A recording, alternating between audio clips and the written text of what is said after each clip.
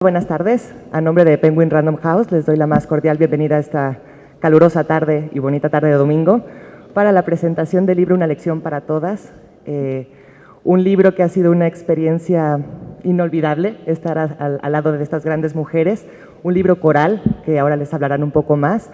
Y pues para mí es un gustazo porque estoy en una mesa de honor realmente con grandes mujeres que han enseñado mucho en la trayectoria de este país. Está Gaby Barkentin, que nos va a moderar la mesa. Ella, como saben, es directora de W Radio, es una gran comunicóloga, periodista, literata también, ¿no?, que ha enseñado mucho. Y, por supuesto, Josefina, Katia, Cecilia Soto y, lamentablemente, Patricia Mercado, que esta tarde no puede venir, se le complicó mucho una agenda de gobierno, pero bueno, no por eso no está presente en este libro y estará presente en la conversación que tendrán esta tarde. Así que sin más, muchísimas gracias, que la disfruten. Gaby, te cedo la palabra.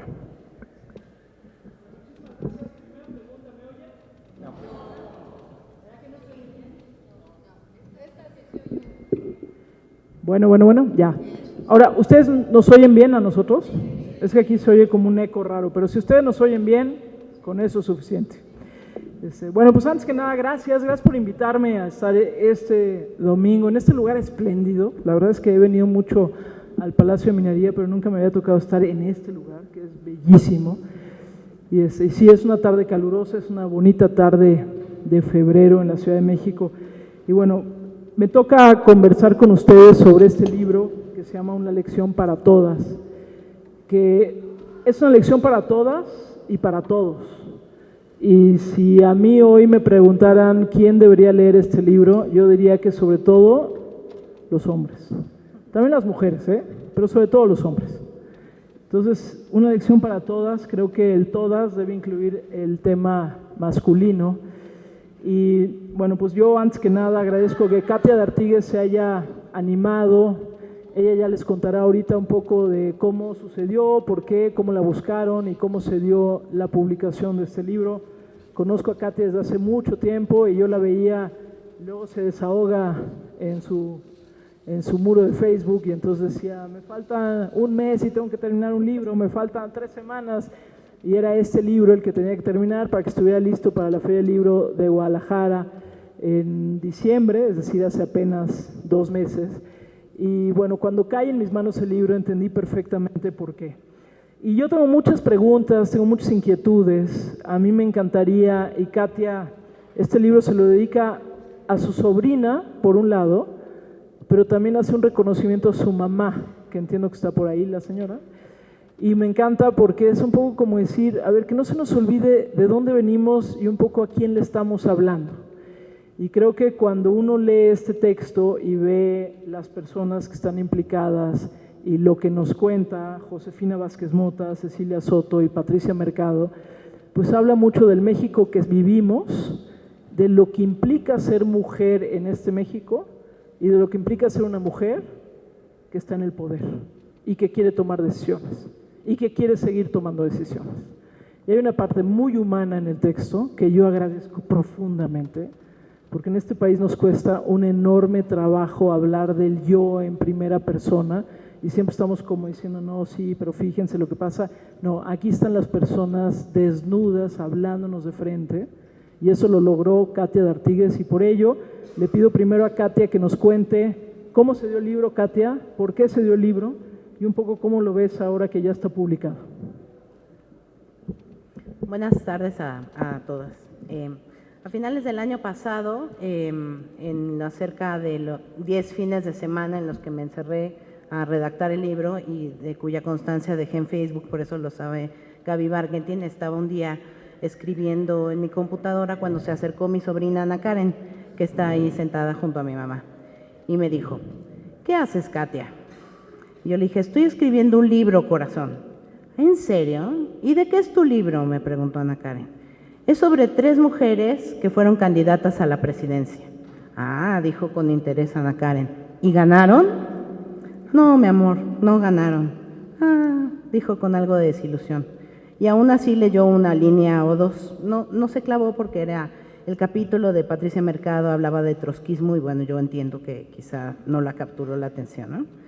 Y pues ya se fue, pero antes le gritó a su mamá, le dijo a mi hermana, que también aquí está, mamá, oye, Katy está escribiendo un cuento. Y bueno, no era un comentario editorial de Ana Karen, por supuesto, porque para ella los libros son cuentos, pero sí me hizo pensar mucho. A mí me gusta mucho hablar con Ana Karen porque me hace pensar muchas cosas, me hace preguntas muy interesantes y me gustó su manera de dar por sentado que estas mujeres pudieron haber ganado la presidencia, ¿no? Y es en parte por lo que le dediqué el libro a ella, en espera de que en un futuro esto efectivamente, estos testimonios de estas tres mujeres se lean, pues sí, casi como un cuento, como un relato de ficción de todas las cosas por las que tuvieron que pasar ellas y muchas mujeres antes para lograr acceder a lugares de poder. En realidad el libro surgió por ellas mismas y a iniciativa de Josefina que bueno, le gusta hacer libros y coordinarlos y lo hace muy bien.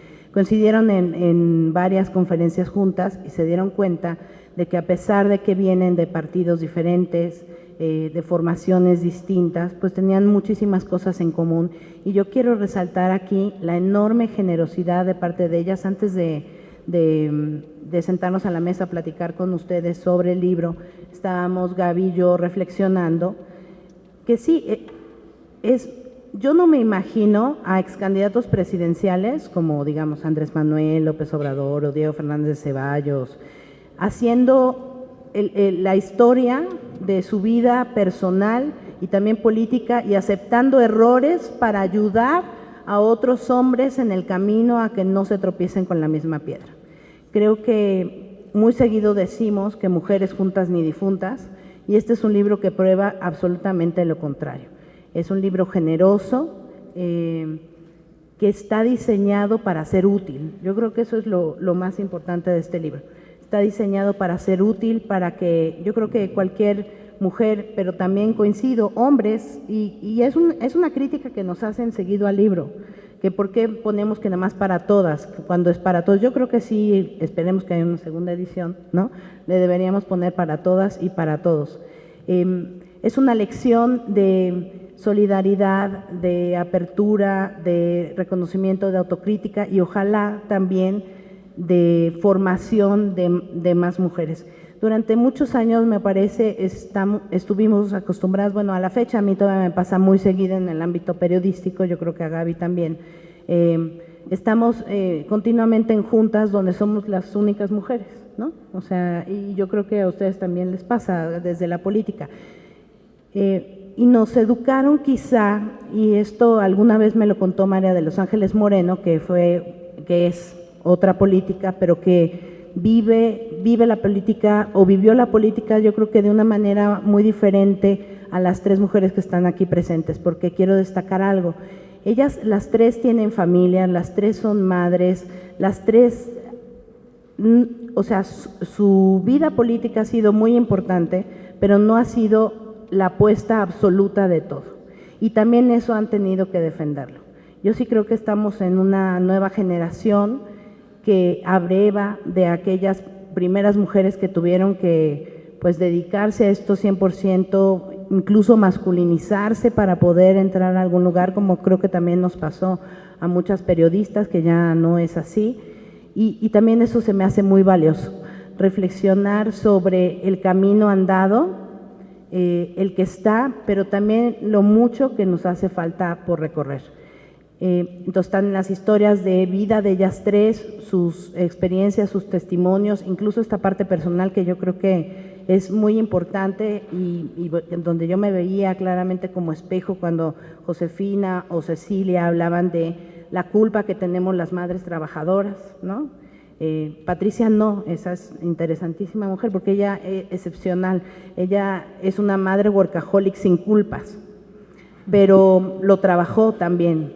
Eso yo creo que eso es algo que también necesitamos hablar. Si queremos construir una sociedad más igualitaria para todos, necesariamente necesitamos revisar esta parte, no solamente del sentimiento, de los roles, sino al más puro estilo de la campaña esta de la ONU que me parece muy buena, He for She, tenemos que involucrar a los hombres para que creemos una sociedad más igualitaria, para que ellos también tengan la oportunidad de vivir la paternidad de otra manera, sí, sin ser padres, por supuesto, o colaborar en el trabajo de la casa, que sí es trabajo. Y bueno, esa es la apuesta. Yo espero que este libro sea útil. Al final hay 25 puntuales recomendaciones nacidas de las entrevistas con ellas, que creo que también son pues muy sencillas, muy claras, pero de enorme ayuda, ¿no? Hay veces en que lo más sencillo es lo más difícil de ver. Y bueno, yo dejaré aquí mi participación y les quiero agradecer a Josefina, a Cecilia, a Patricia, que no está, pues haberse abierto de esta manera, confiar en mí para escribir sus historias, a Fernanda, ¿no?, que fue muy paciente con nosotros porque todo esto se dio rapidísimo. Para hacer un libro, pues que nos aventamos en 6 meses, ¿no?, o algo así, que para un libro es pues poco tiempo. Y pues ojalá lo disfruten, ojalá también aprendan de él. Y bueno, se acerca el 8 de marzo, es una muy buena oportunidad para regalarlo, yo opino, ¿no?, a hombres, mujeres, exnovios, exnovias, a quien sea, a todo el mundo regalen el libro. Muchas gracias.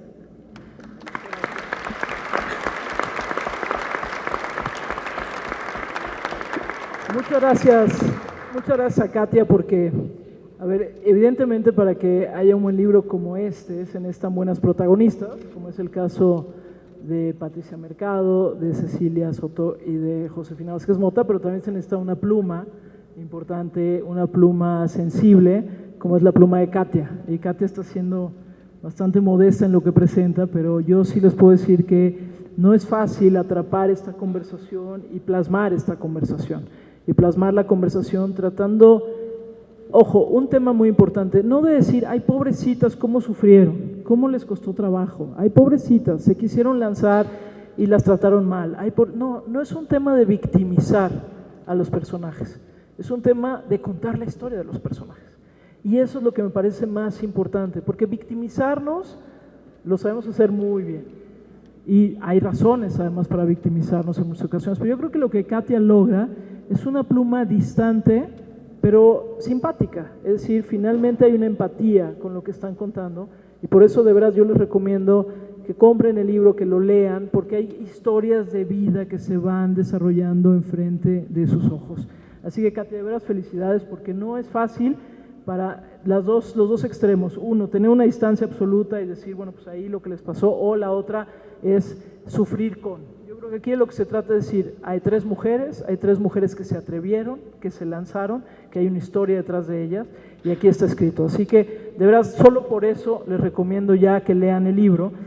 Y ahora me gustaría entrar a que las 2 que están presentes con nosotros, las 2 candidatas en su momento, como decíamos, Patricia Mercado no, porque ella ahorita está en activo como funcionaria y por lo tanto está con algunas responsabilidades el día de hoy, pero sí está Josefina y sí está Cecilia, que nos empiecen a contar algunas cosas. Por cierto, al ratito voy a abrir el micrófono para si alguien quiere hacer preguntas, para que las vayan pensando, preparando, y al ratito pasamos el micrófono a todos ustedes.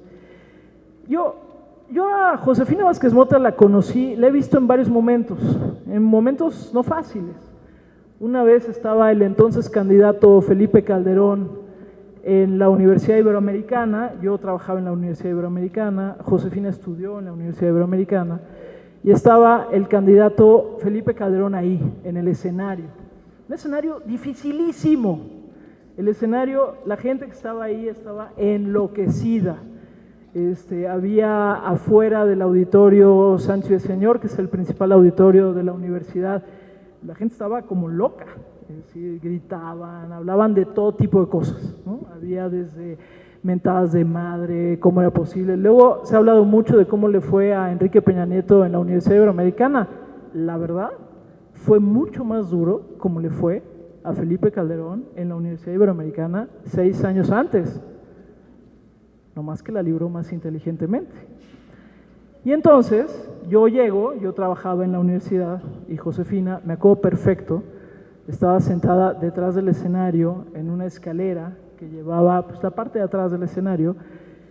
Entonces me decía, esto se está poniendo feo. Y le digo, sí se está poniendo feo. Y allá afuera se está poniendo peor, porque adentro estaba feo, pero afuera estaba poniendo peor. Y le digo, Josefina, ustedes tienen 2 opciones. O sacamos al candidato por atrás, o que salga por la puerta. Nada más que salga por la puerta. Nada más hay que decir que todos lo sabemos, Felipe Calderón no es una persona muy alta y eso implicaba un riesgo, porque salir en medio del pasillo en donde el auditorio estaba enloquecido, yo le decía a Josefina, pues ustedes tomen la decisión, ustedes son los jefes aquí, pero hay dos opciones, o sale por acá atrás o sale por la puerta. Y la respuesta de Josefina fue, sale por la puerta, sale por la puerta. Salió por la puerta, era un escándalo impresionante, salió por la puerta y salió bien. Y salió bien porque detrás de él había una persona que dijo, sale por esa puerta. Y la verdad es que me quedé muy sorprendida, porque luego los medios, y que consiguió trabajo en medios, pero luego los medios decían, que alguien nos responda, ¿qué pasó con el candidato? Pues el candidato estaba perfectamente bien, ya se había ido. Pero quien había tomado esa decisión de sale por esa puerta es Josefina Vázquez Mota.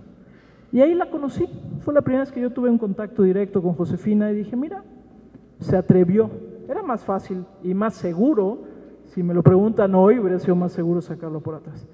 Y luego he tenido la oportunidad de estar en contacto con Josefina, ya como Josefina. Y yo sí te confieso, Josefina, y me encantó leerlo en el libro, que cuando te vi en campaña me faltó algo. Y lo leo aquí. Y me faltó esa Josefina que yo vi sentada allá atrás diciendo, salimos por acá. Oye, pero le van a poner una madriza, salimos por acá, ¿no? Oye, pero no sé qué. O sea, esa Josefina que luego fue secretaria de Estado, esa Josefina que se partió la madre trabajando, haciendo cosas. Cuando la vi como candidata, de repente dije, ¿dónde está Josefina? Vale mucho la pena que lo lean, porque lo increíble de este libro es esa autocrítica que se atreve a hacer Josefina Vázquez Mota, decir de repente, ¿qué significa ser una mujer que está ahí? Que de repente tiene, sí, hay una maquinaria detrás, pero es una maquinaria detrás, híjole, que juega y no juega, y de repente hay que tomar decisiones. Yo sigo pensando que me hizo falta enormemente, y quiero, ojalá algún día la vuelva yo a ver, esa Josefina, y me encantaría que nos contaras, que lo cuentas aquí, Josefina, un poco qué pasó y por qué los que están aquí tendrían que estar escuchando o leyendo este libro. Muy buenas tardes, muchas gracias por acompañarnos. Muchas gracias, Gabriela, por aceptar esta presentación y por recordarme este momento que yo ya no recordaba, que vivimos juntas en la Iberoamericana, en mi alma mater, y que efectivamente implicó una toma de decisión en un momento pues que era muy difícil. Cuando se cuentan las cosas un tiempo después todo parece más sencillo.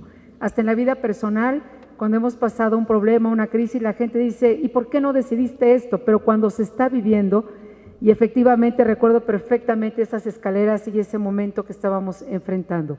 Gracias, Katia, por aceptar, hacer posible también este libro y hacerlo con este tono suavecito que tiene Katia D'Artigues y que logra sacarle a uno la información que uno jamás pensó contarle a nadie. Si la historia que uno jamás le contaría a nadie, termina uno compartiéndosela, Katia, por ese espacio, en este caso, de afecto, de admiración, pero sin duda por su inteligencia y su gran capacidad, a Cecilia, a Patricia, que hemos decidido construir una amistad, pero junto con esa amistad también decidimos compartir nuestra experiencia como mujeres candidatas a la presidencia con un propósito. ¿Para qué es este libro? Y queremos que este libro sea para que el camino de otras mujeres y de otros hombres sea con menos obstáculos que el que nosotras vivimos, para que las jóvenes o las mujeres de cualquier edad que decidan tomar liderazgo en cualquier agenda, ya sea en la política, en el mundo empresarial, en su casa, en su comunidad, leyendo estas lecciones esperamos les ayuden a no cometer los mismos errores y tal vez a tomar algunas experiencias que nos salieron bien también en nuestra experiencia como candidatas. Y es sobre todo con la esperanza de que tengamos algún día, ojalá sea más temprano que tarde, un México donde la letra que dice que somos iguales mujeres y hombres se haga realidad en lo cotidiano y no siga siendo tan difícil a ratos ser mujer y siendo mujer querer estar en la posición número 1.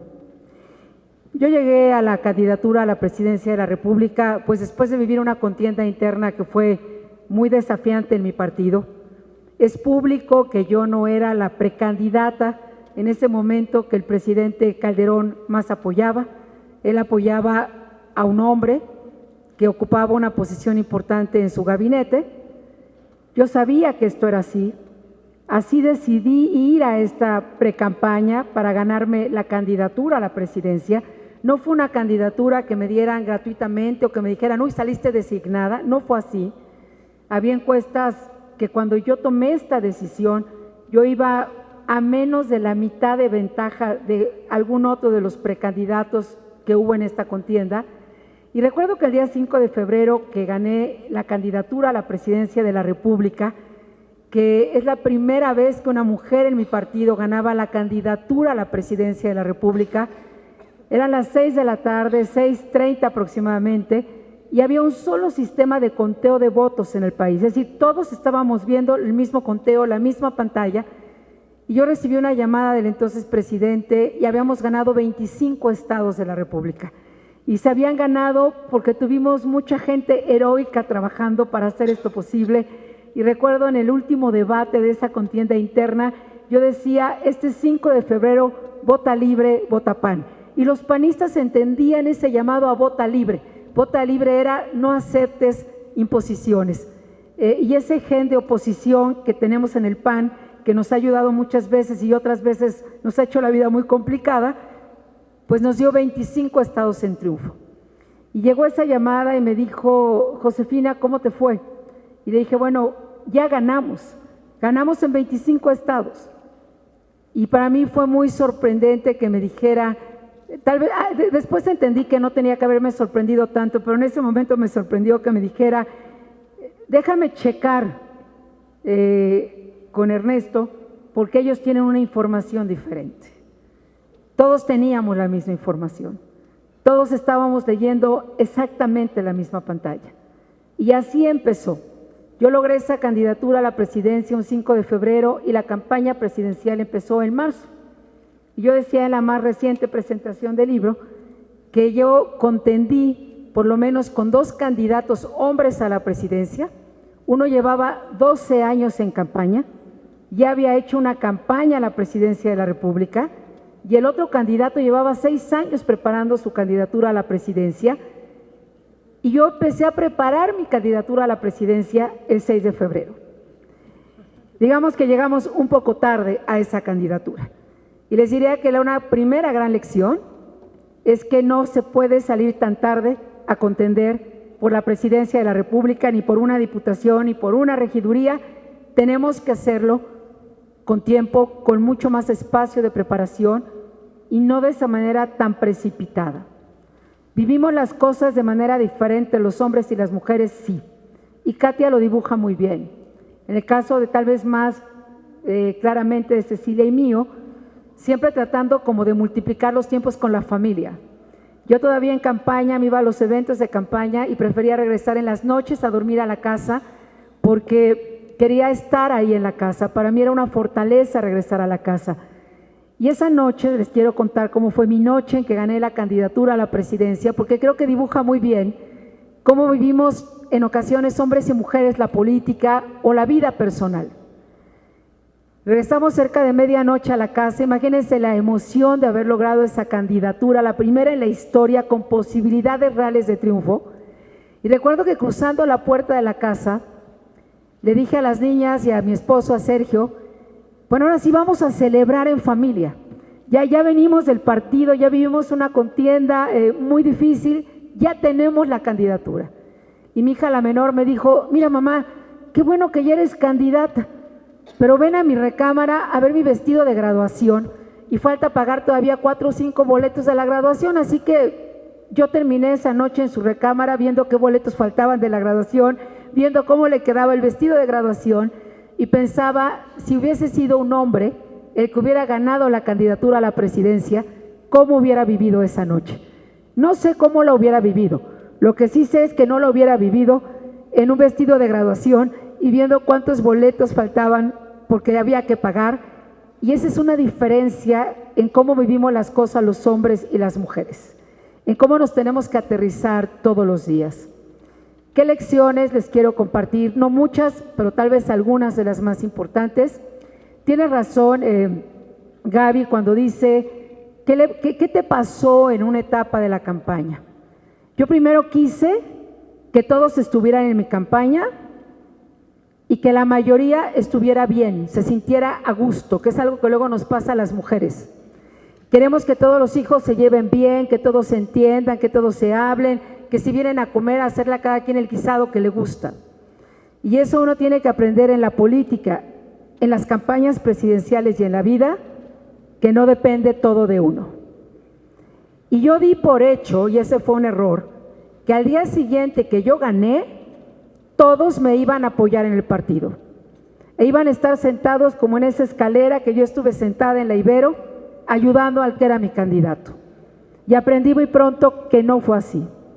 Y perdí mucho tiempo tratando de subir a todos al barco de la campaña, y perdí mucho tiempo cuando iba a los estados y trataba de conciliar a los que estaban peleados por años.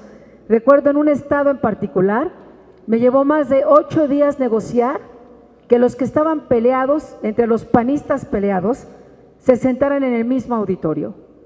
Y yo les diría hoy a las mujeres en general y también a los hombres, pero sobre todo a las mujeres, no pierdan tiempo.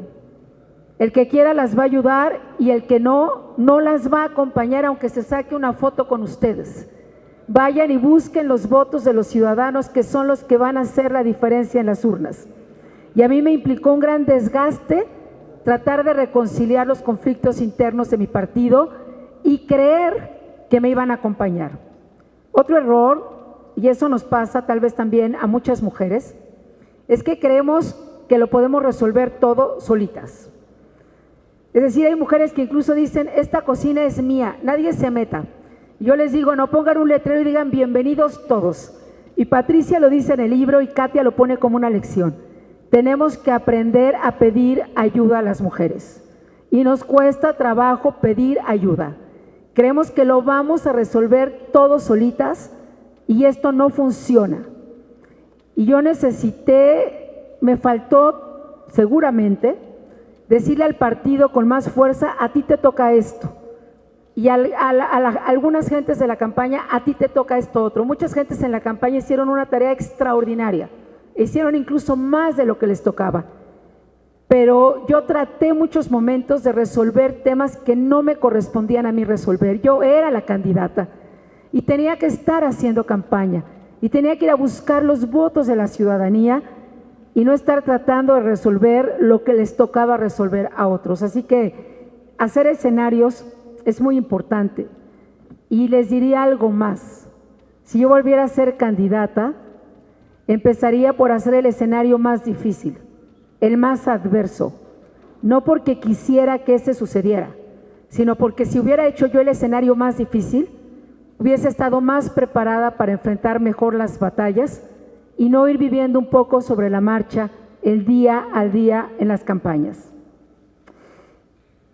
A mí me hicieron una pregunta, y tú lo viviste, Gaby, también desde el periodismo, desde tu experiencia, todos seguramente quienes tal vez vieron una entrevista en mi campaña, que nunca se le hicieron a un hombre candidato. Y la pregunta que me hicieron todos los días, en todos los momentos de mi campaña, en cada evento al que iba, era si México estaba preparado para una mujer presidente.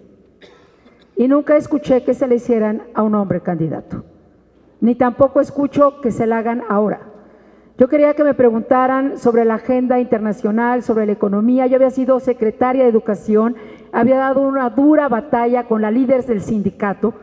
Yo había sido secretaria de Desarrollo Social, había coordinado mi grupo parlamentario, había coordinado una campaña presidencial e invariablemente hombres y mujeres me preguntaban si México estaba preparado para una mujer presidenta. Y les diría también hoy a las mujeres que si les vuelven a hacer esta pregunta, no la contesten, porque de entrada es una descalificación. Es como preguntarle en un hospital si las mujeres son capaces de ser enfermeras o doctoras, o en una escuela si las mujeres son capaces de ser maestras, pero yo tengo una gran esperanza y aliento. Aquí en la primera fila Están dos queridísimas ahijadas mías, que las quiero como unas hijas, y las dos son valientes y no se hacen esta pregunta. Nicole es la única mujer que juega en un equipo de fútbol solamente acompañada de varones, y nunca la he visto preocupada por eso. No sé, no he hablado con los niños de su equipo de fútbol, pero supongo que tampoco están preocupados porque ella sea la única mujer que juega en el equipo de fútbol. Es la única niña. Y ese es mi aliento, que estas preguntas no vuelvan a darse, pero si se dan, no las volvamos a aceptar. Y para ir cerrando, les diría que donde no hay políticas afirmativas, hoy tenemos la mitad de mujeres legisladoras, bueno, por lo menos la mitad va como candidatas, pero tenemos menos del 10% de alcaldesas en el país y solamente tenemos una gobernadora. Esto nos dibuja de cuerpo entero. Las mujeres tenemos que aprender a prepararnos mejor, más, a saber que vamos a tener menos financiamiento, que se nos va a cuestionar más. A una mujer candidata le cuestionan desde cómo se viste, cómo se peina, cuánto pesa, cómo es su familia, todo. Nos observan con lupa. A un hombre candidato lo miran diferente. Si una mujer candidata abraza a los niños, es una cursi. Si un hombre candidato abraza y besa a los niños, es un tierno. Es lo máximo. Me encanta. Es sensible. Lo que en una mujer candidata sería un desliz imperdonable, en un hombre lo reafirma en su condición de varón. Y eso no lo vamos a cambiar tan rápido. Así que eso hay que aprender para llegar con esta fortaleza interna. Y lo siguiente es tener una estratega de campaña, un equipo que entienda esta situación. Y yo lo pongo como ejemplo, la noche antes del debate, yo tenía mi teléfono celular y ese fue un error. Cuando uno tiene momentos muy decisivos hay que dejar eso a una gente de mucha confianza y que lea los mensajes.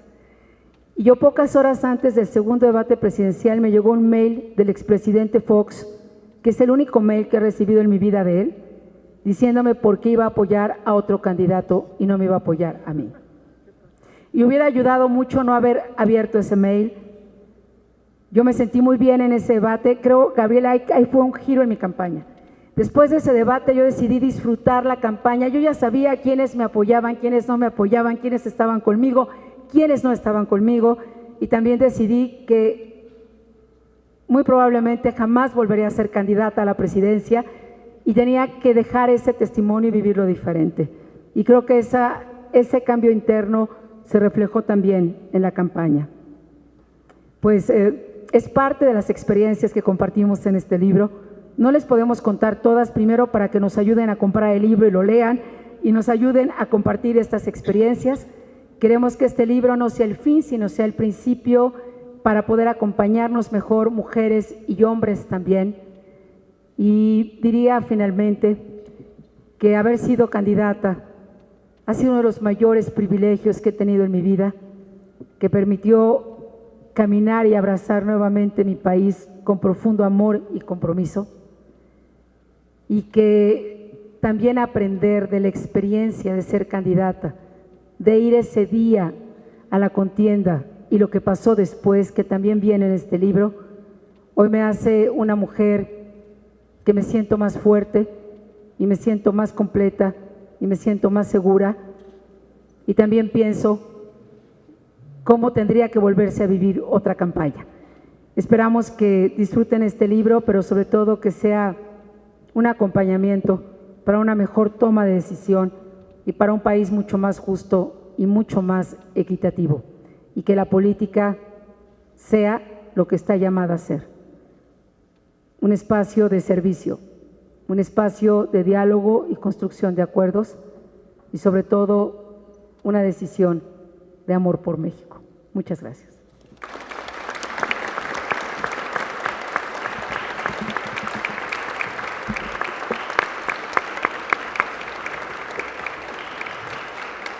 Muchas gracias.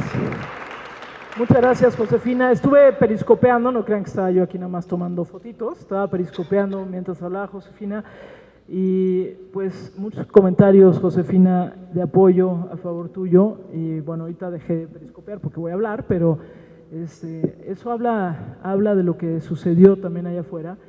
Y sí, sin duda, parte de lo importante de leer este libro es justo cómo estas tres mujeres se atreven a ir contando lo que les pasó y cómo fueron corrigiendo, cada quien desde su perspectiva, el rumbo. Como bien dice Josefina, es el reconocer en un momento dado que no era ella. Hay una parte que además Katia lo escribe muy claro cuando dice, es que no soy yo y por lo tanto no soy yo y ahora voy a ser yo. Y si volteamos todos a ver la campaña de Josefina, sí hay ese momento. Hay un momento en donde de pronto vuelve a ser Josefina. Y yo creo que lo más importante es entender esos quiebres, entender ese momento en donde uno dice, le hice caso. Imagínense de veras lo que implica cuando estás antes del debate y recibir un correo del que fue el primer presidente de este país, del Partido de Acción Nacional, y que diga, no voy contigo, sino voy con otro. Digo, se necesita mucho para poder salir y desempeñarse también como lo hizo Josefina, porque creo que sí hay un momento de quiebre, hay un momento donde uno vuelve a tomar el control de lo que está sucediendo, y de veras es fascinante, y te lo agradezco, Josefina, y le agradezco a Katia el cómo lo logra contar, porque obviamente la pluma de Katia importa mucho, cómo va contando estas tribulaciones, qué pasa con la familia, qué pasa con el esposo, qué pasa con uno mismo. A ver, se los pregunto a ustedes que están aquí, ¿cuántas veces hemos pensado si el presidente de la República, qué pasa con su familia o no? Pues no importa, ¿no? Pues ahí está la familia, y pues la familia que se ajuste y se acomode, ya lo que sea. Pero tener una mujer decir, sí, claro que tengo una familia, y claro que quiero llegar en la noche, y claro que quiero ver si es el vestido que se va a poner mi hija o no, es parte como de un ecosistema completamente diferente. Ahorita lo estamos viviendo tal vez de manera más directa con las elecciones en Estados Unidos, ¿no? Y con una mujer que tal vez no le está funcionando como pensaban que le estaba funcionando, porque no basta con ser mujer. Esa creo que también es la lección de este libro. No es un tema de ser mujer solo por ser mujer. Por eso la pregunta de si México está listo para tener una presidenta mujer, la pregunta no es esa, la pregunta es, pues, ¿qué candidato? ¿Buena o mala? Si es buena, adelante, si es mala, aunque sea mujer u hombre, no. Y creo que lo estamos viviendo en Estados Unidos, estamos viendo además ejemplos interesantísimos de cómo los jóvenes se están volcando por opciones que son más auténticos, que sienten más cercanos a ellos, y bueno, creo que vale la pena también en ese sentido. Ahora brinquemos para atrás, 1994, muchos de ustedes posiblemente no habían nacido.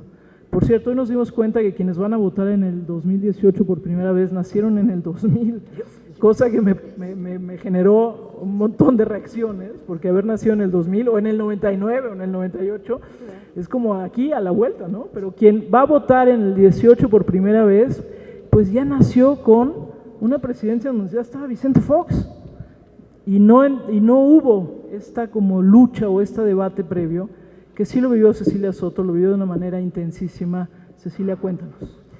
Bueno, muchísimas gracias a Random House, a Fernanda, a los colegas, a Katia, a Gabriela, a Josefina y a todos ustedes por estar aquí presentes.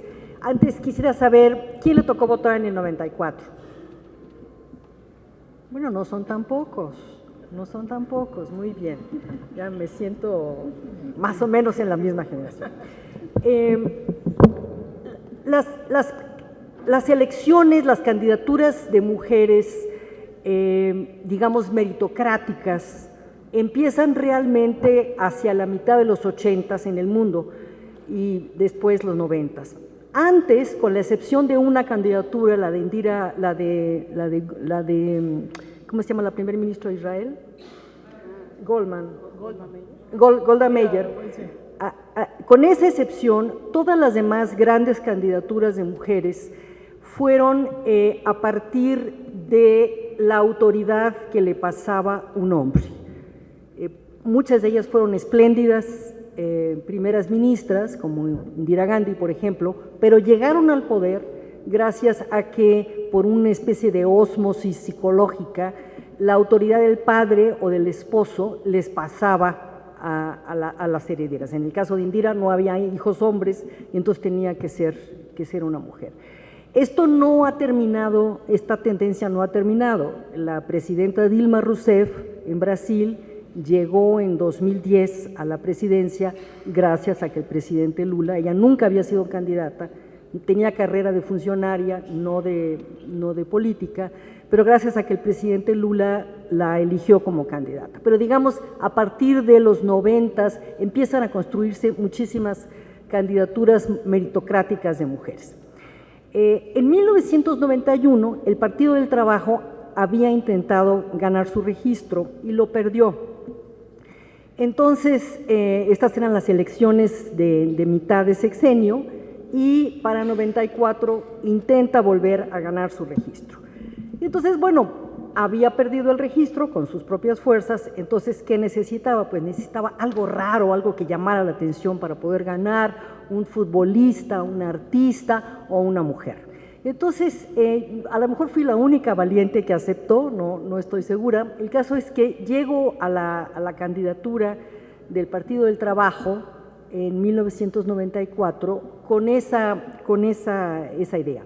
En ese entonces las campañas eran mucho más largas. Josefina dice que empezó en febrero, yo empecé en octubre, en noviembre tomo posesión, o sea, es una campaña de 9 meses.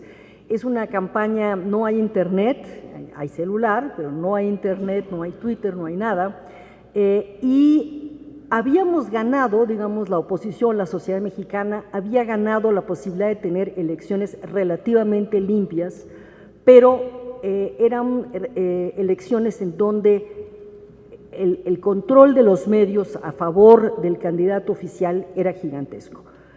También fue una campaña extraordinaria en el sentido de que sucedieron cosas fuera de lo ordinario. En el 1 de enero de 1994 hubo el alzamiento zapatista, que era absolutamente una cosa, bueno, ahorita supongo que es parte de la historia, pero era una cosa absolutamente impensable en ese entonces, y el 23 de marzo el asesinato de Luis Donaldo Colosio. Entonces fue una campaña realmente fuera de lo común. El candidato Zedillo llega a la candidatura con 8% de conocimiento, se hacen encuestas y solamente lo conocen 8 de cada 100 mexicanos. Bueno, en menos de 3 semanas había un conocimiento de 98% de los mexicanos, es decir, un control del aparato publicitario enorme. Bueno, y en esas condiciones hice la campaña. Fue una campaña muy interesante porque el hecho de que yo hubiera aceptado, el hecho de que el Partido del Trabajo necesitara desesperadamente tener registro, me da una independencia frente a ellos. En ese entonces igual, no tenía yo cuarto de guerra, ellos lo tenían, pero no recuerdo haber entrado muchas veces, no había representante de medios, no había marketing que me dijera qué ponerme o cómo vestirme, lo cual fue muy, muy bueno. Y a mí, las ideas que yo tenía para expresar, para plantear en la campaña, no tenían una cortapisa importante. Yo tenía mucha libertad en cuanto al tema de qué decir y cómo decirlo. Y de hecho, esa fue la razón por la cual acepté la candidatura. Tenía mucho tiempo en la política, desde los 21 años que me tocó la masacre del 10 de junio, me dediqué a la política y a tratar de cambiar a México. Y aquí le gano a Jorge Castañeda, yo fui candidata independiente antes que él, saqué 900 votos, en 1982 a la presidencia municipal de Hermosillo. Había sido candidata de todo y tenía unas ideas muy claras en cuanto a qué hacer con México, especialmente en el caso del tema económico. O debo corregir, creía tener ideas muy claras en cuanto a qué hacer con México. Porque una de las grandes lecciones de la campaña es encontrar talentos enormes de mexicanos y mexicanas por todo el país que, teniendo un conocimiento más cercano de su realidad, tienen ideas mucho más concretas, más sencillas, más probadas de qué hacer.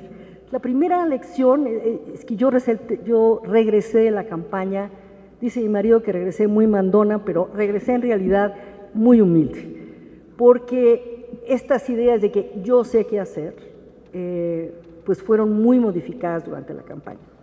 El segundo tema que es muy importante es que en una campaña uno tiende a hacerse prisionera de la necesidad de ganar votos. Uno tiende a autocensurarse. Por supuesto que sabía que iba a perder. Es importante decir que la campaña mía y la campaña de Patricia son campañas testimoniales, son campañas para dar un mensaje, para animar a otras mujeres o a otros hombres a que hagan campañas o candidaturas inusitadas. Estaba muy clara que iba a perder, pero estaba también muy clara que iba a ganar abrirle paso a las mujeres. Y aquí está también el primer tema. Yo no era feminista, yo era mujerista. Estaba a favor de las mujeres, así en abstracto. Estaba a favor de que ganaran mejor, estaba a favor de que fueran justas, de que se les tratara bien, pero el tema profundo de cómo utilizar herramientas ya probadas por otras sociedades para impulsar a las mujeres, no lo conocía. Y no lo conocía porque me repateaba.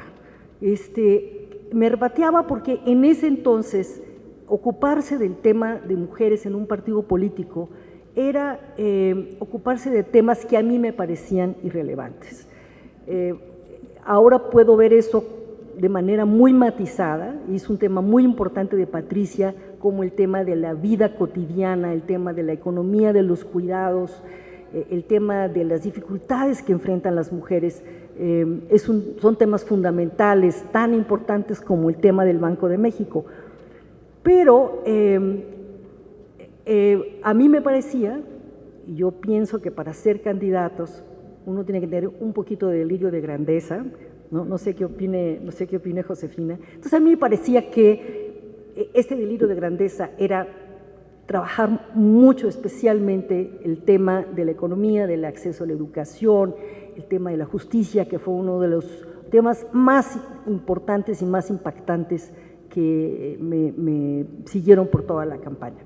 Pero entonces decía yo, uno en la medida en que sabe que va a perder, pero no quiere perder feo, no quiere hacer el ridículo, quiere por lo menos ganar el registro del PT, uno empieza a ser prisionero de esto. Yo lo decía que uno empieza a, en vez de ver ciudadanos, ver tarjetas de elector, ¿no? Entonces, y empieza a autocensurarse. No, si me preguntan el aborto, no voy a decir porque voy a ganar votos aquí, pero voy a perder allá. Y si me preguntan de otro tema, tampoco voy a opinar. Y una experiencia que cuento en el libro fue que me entrevistó Cristina Pacheco, afortunadamente muy al principio de la campaña. Me preguntó algo y le contesté un rollo infumable. Con este asunto de no hablar claramente, le contesté un rollo. Entonces me dijo, con esa sencillez que tiene Cristina, me dijo, ¿sabes qué? No te entendí nada. Entonces me cayó el 20. Dije, a ver, Cecilia, ¿cuándo vas a volver a ser candidata a la presidencia? Pues yo creo que nunca. Esta es tu oportunidad de decir lo que quieres decir. Y entonces empecé a hablar sin rollo, empecé a hablar directamente, y eso empezó a tener un impacto muy importante en la gente. Recuerdo muy bien una entrevista, ¿cómo se llama el chico que lleva Canal 13, los noticieros? Javier Alatorre. Recuerdo una entrevista con él. Entonces me dice, oye Cecilia, ¿y qué opinas de lo que dice Luis Donaldo Colosio de tal cosa? Le dije, ¿y ya le preguntaste qué opinas de lo que digo yo? Se quedó completamente fuera de equilibrio. Y eso sigue pasando. Hace una semana hubo un debate en la televisión, en el canal del Congreso, soy diputada federal, sobre la Constitución de 1917. Y entonces eran todos los partidos hablando y el entrevistador dice, ¿y qué opina de lo que opina el diputado César Camacho? ¿No? Entonces, la campaña, bueno, entonces, primero, romper la autocensura. Segundo, hay una conexión muy importante con la gente. Seguramente le pasó a Josefina y a Patricia. Había días que yo me levantaba arrastrando la cobija, en que me daban hierro, me daban vitamina B12 y no sé cuántos, porque amanecía realmente exhausta. En el momento en que veía a la gente, eso empezaba a cambiar y empezaba a desarrollarse una empatía, una energía muy impresionante. Porque, bueno, ¿quién va a los mítines? Bueno, pues va gente que quiere cambiar el país, que quiere conocer un poco más de su entorno, que quiere poner a prueba al candidato, y esto es un valor muy importante. También podía ver perfectamente cuando iban a fuerzas. Recuerdo también una vez en Marquelia Guerrero, no se me olvida, en que llegué y era junio o julio, había terminado, la elección fue en agosto, había terminado la escuela y había muchísimos jóvenes con unas porras maravillosas. El ego, que siempre está listo para crecerse, y qué bárbara Cecilia, pero súper popular es aquí, ¿no? Y nosotros habíamos estrenado un camión que se llamaba La Corregidora, con el doble sentido de la palabra, y era un camión muy llamativo, les gustaba a los niños subir, así que yo dije, bueno, ¿quién sacó 10? Pues algunas manos se levantaron, porque después de que termine el mitin, quienes hayan sacado buen promedio van a poder subir al camión y dar una vuelta. Silencio absoluto. Entonces termina el mitin, nos subimos al camión y nos empiezan a apedrear. Yo dije, ¿pero cómo? Bueno, ¿qué fue lo que pasó? Mi popularidad estaba basada en que el PT había ofrecido balones de fútbol si iban al mitin. Entonces, bueno, como no hubo balones de fútbol, pues nos apedrearon. Entonces, fue una experiencia muy enriquecedora. Primero, de aprender a escuchar. Los políticos tenemos dificultad para aprender a escuchar. Segundo, de reencontrar al pueblo de México. Y quizás, y esto no, creo que sigue pasando, entender que la tragedia de México es el desperdicio del talento inmenso de los mexicanos. Hay talento a raudales, pero hay una estructura piramidal que apenas se empieza a romper con el Internet, y eso es muy importante, que ahoga ese talento enorme que hay en los mexicanos. Y tercero, digamos, la gran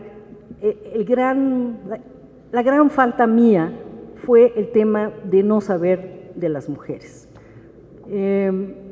Como les conté, yo no era feminista, no sabía bien del tema de mujeres, y no fue sino hasta un año después, cuando fui a la Conferencia Mundial de Beijing sobre las mujeres, que aprendí las herramientas que nos han permitido en poco tiempo a las mujeres conseguir que la paridad en las candidaturas esté inscrita en la Constitución y lograr un verdadero cambio de paradigma, en donde ya se ve mal que no haya mujeres. Me preguntan, es muy importante una cuestión que dijo Gabriela, de no victimizar. No es tan difícil, porque quisiera que alguna de ustedes fuera candidata, a diputada federal, a presidenta municipal, al consejo de su escuela, a su organización empresarial. No es tan difícil. Es importante que compren el libro para no cometer los mismos errores. Es decir, no es un asunto de que el mundo entero esté en contra, no. Lo que yo encontró Patricia y encontró Josefina, es que al contrario de no estar listos para no tener una mujer presidenta, se nos está pasando, estamos súper listos, hay una recepción grata a una candidatura de mujer. Lo que hay es una estructura partidaria muy difícil. La diferencia entre la candidatura de Patricia y la candidatura mía y la de Josefina es que entre más probable es llegar al poder, más difícil se vuelven esas obstáculos institucionales que hay a la llegada de las mujeres. Y una cuestión muy importante es que, por ejemplo, Patricia y recientemente para lograr la paridad, pudimos usar las mujeres las herramientas que nos hemos dado, como por ejemplo el juicio para la defensa de los derechos políticos, que le permitió a Patricia ser candidata a la presidencia y que nos permitió ganar la paridad en la Constitución. Pero entonces no es difícil, lo importante es estar preparadas. Sigue siendo más difícil, más duro el juicio contra las mujeres que contra, igual, Dilma Rousseff no ha sido buena presidenta y entonces no es buena presidenta porque es mujer, pero nunca se dice que tal o cual presidente no fue buen presidente porque es hombre, no, simplemente porque era de tal o cual partido. Entonces, sigue siendo una doble vara para medirnos. Estar bien preparadas, crear una red de apoyo entre hombres y mujeres y sobre todo tener un proyecto de vida, un proyecto para el país, un proyecto para que si no ganamos, las que nos siguen ganen. Muchísimas gracias.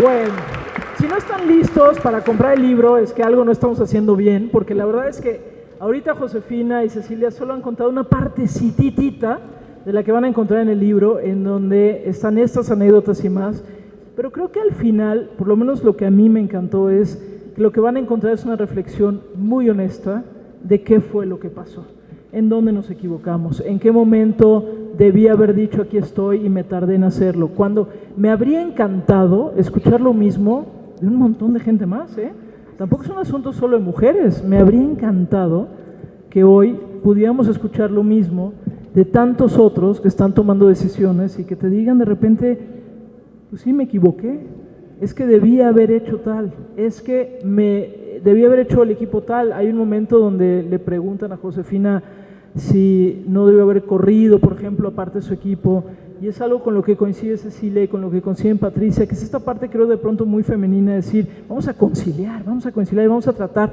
de que sí la libremos hasta que hay momentos donde no, y no se puede y no, pero es cómo vamos trabajándolo.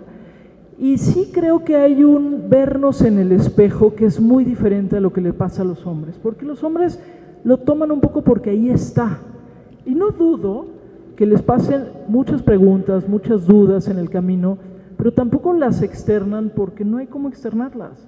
Este asunto de decir, debo seguir, no debo seguir, cómo me siento, me estoy equivocando, no me estoy equivocando. Yo creo que cuando alguien me pregunta cuál es la aportación de una visión de género, tiene que ver un poquito con eso, con ser capaces de vernos en el espejo de una manera mucho más humana y no dar por sentado que las cosas se resuelven porque hay un manual que va a hacer que se resuelvan.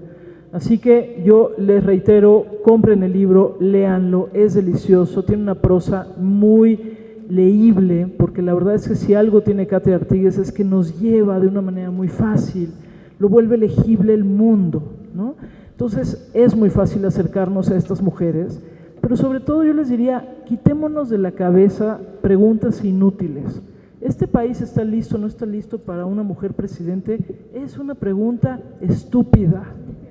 La pregunta que nos tenemos que hacer es si este país está listo para tal o tal o tal candidato, mujer u hombre. Pero quitémonos esos fantasmas que lo único que hacen es poner una larga distancia entre lo que está sucediendo y lo que queremos que pase. Voy a abrir, tenemos como 10 minutillos más, como les dije al principio, si quieren hacer preguntas, le voy a pedir a Katia nada más que me conteste algo sobre el libro, pero si están listos para hacer una pregunta, nada más levanten la mano y ahorita les acercamos el micrófono. Katia, en algún momento tú dices, y lo apunté aquí, hay algo común a lo que nos enfrentamos todas las mujeres, y lo escribes sobre todo en tu introducción y luego lo vuelves a comentar. Después de platicar con estas tres mujeres, ¿qué es ese algo común a lo que nos enfrentamos todas las mujeres?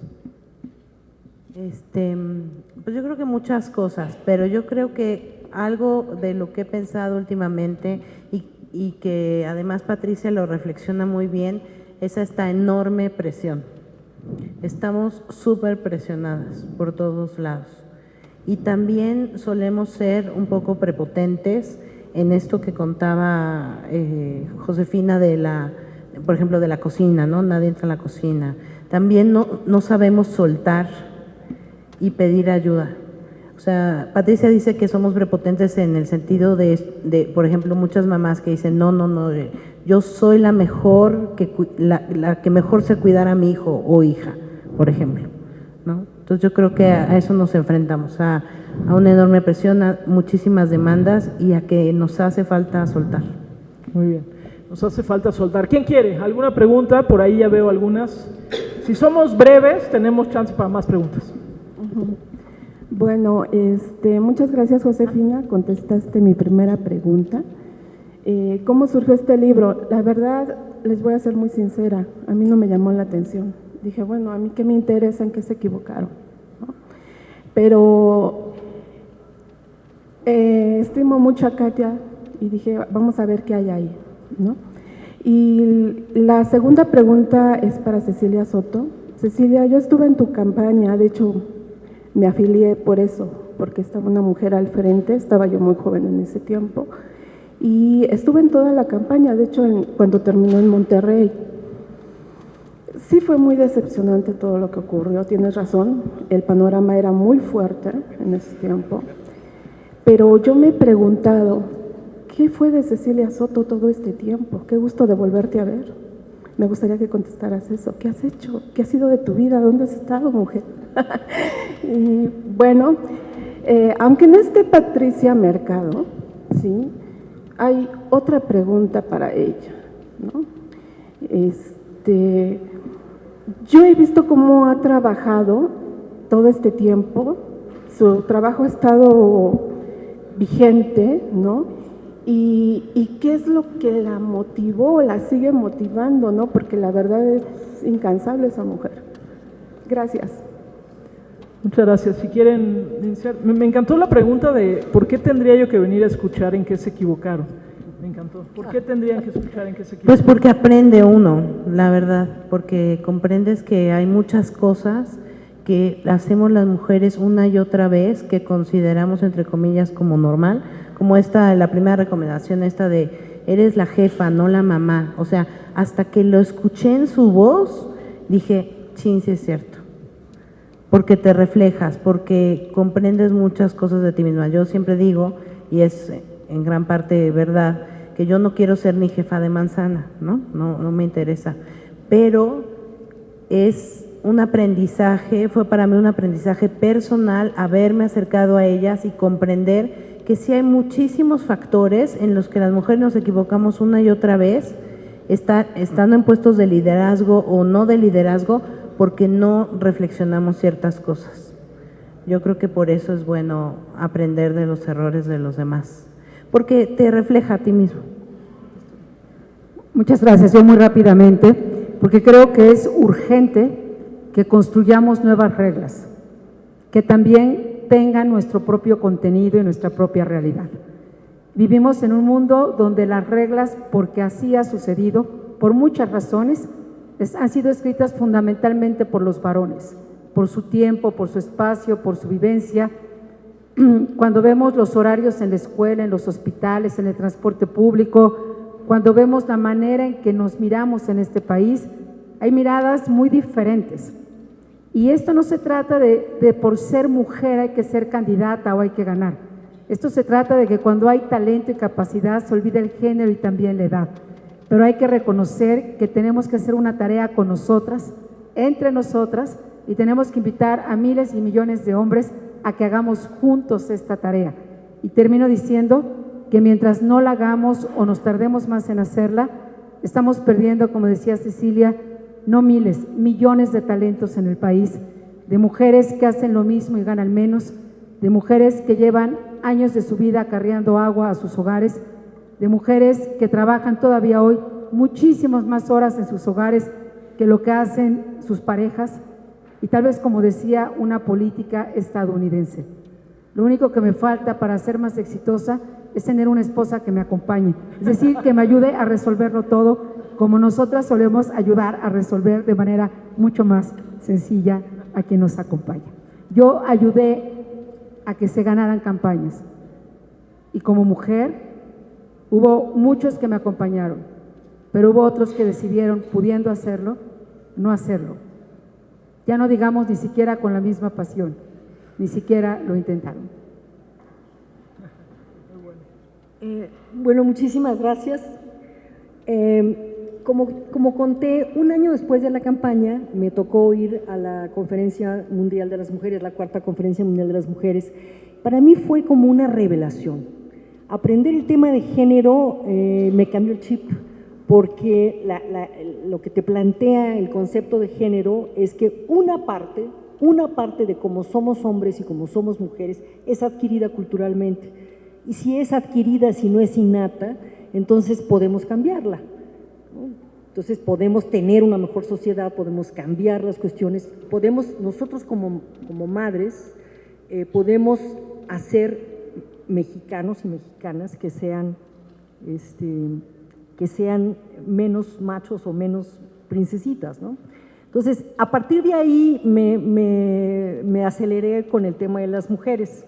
Estuve en el equipo que fundó lo que hoy es el Instituto Nacional de las Mujeres y me dediqué al tema de las mujeres. Me dediqué a escribir, etcétera.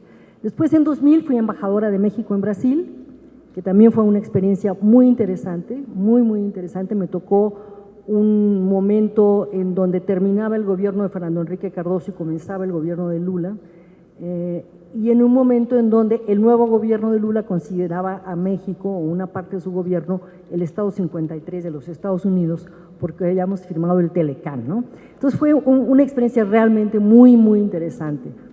Y regresé a México, me dediqué a escribir y trabajé unos 7 años en el proyecto educativo del ingeniero Carlos Slim.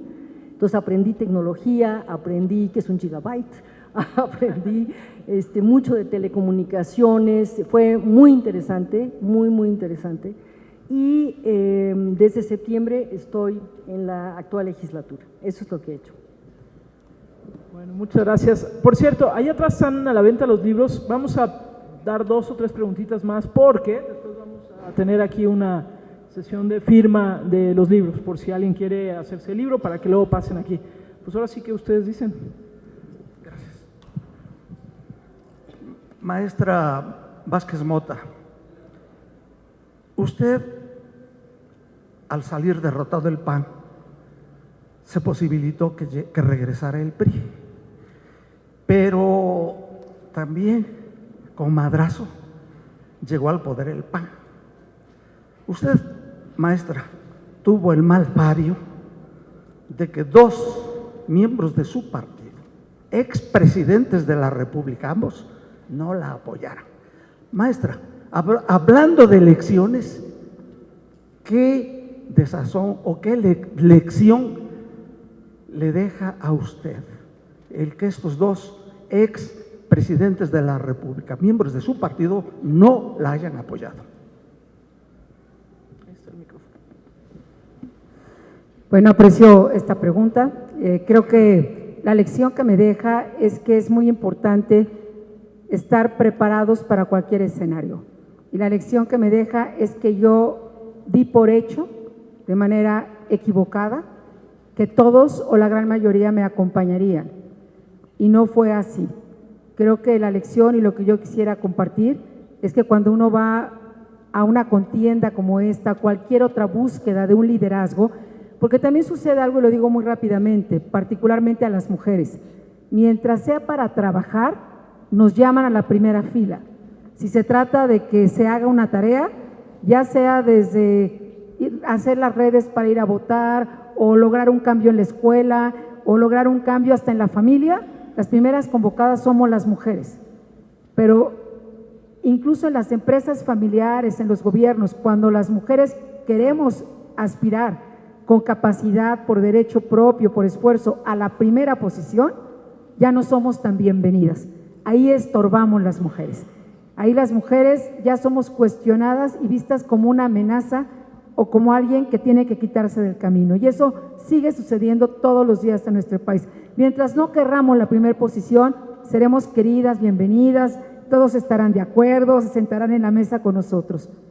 Y creo que en todo caso, como hemos dicho aquí ya todas, hay que estar más preparadas con una gran fortaleza emocional y hay que estar listas para cuando aquel o aquella que diga no te voy a acompañar, sea quien sea, tengamos la fuerza y la determinación de que eso no nos detenga, de que eso no nos quite energía ni nos distraiga y sigamos adelante con aquellos que quieren y deciden acompañarnos.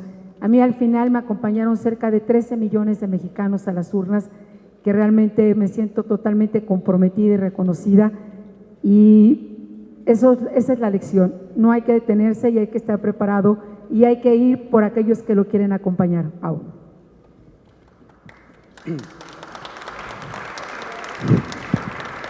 Josefina, para ti otra más.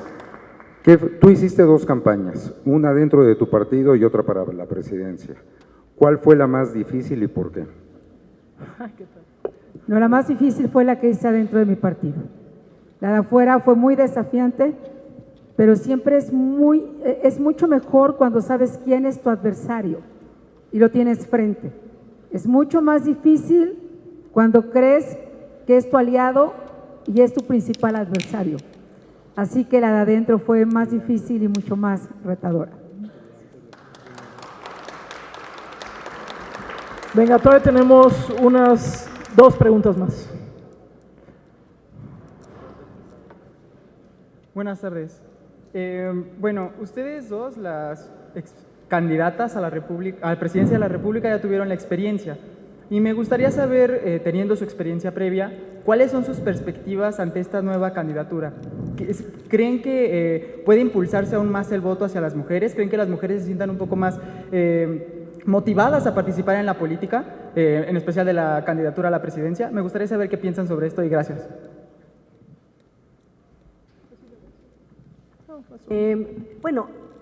Mira, en la elección pasada hubo 13 mujeres candidatas a gobernadoras, 13.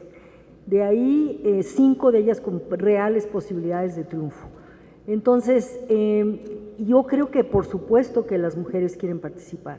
Por eso me importa mucho no dar la imagen de que si entras a la política, pues es como si entraras a una carnicería, o toda esta idea de que política es politiquería. No, política es realmente una tarea fascinante, ¿no? Una tarea fascinante. De hecho, y lo he comentado con varias, la campaña a la presidencia de la República es una candidatura muy, muy bonita, pero menos te impide tener contacto directo con la gente. Si una campaña de diputada federal o una campaña de diputada local o presidenta municipal, vas a las casas, vas a las calles, vas a la reunión familiar. Entonces hay un enriquecimiento enorme al conocer a la gente. En la campaña de la presidencia de la República es una campaña más entre las élites populares también, o sea, vas a un pueblo y conoces a la gente, o ya sea el movimiento popular o ya sea los empresarios, pero son élites. Es en cierto sentido menos enriquecedora. Entonces, yo estoy muy contenta de que yo veo a muchas mujeres y recuerdo una cuestión que dijo Josefina, donde no hay medidas afirmativas, es decir, donde la ley no exige que haya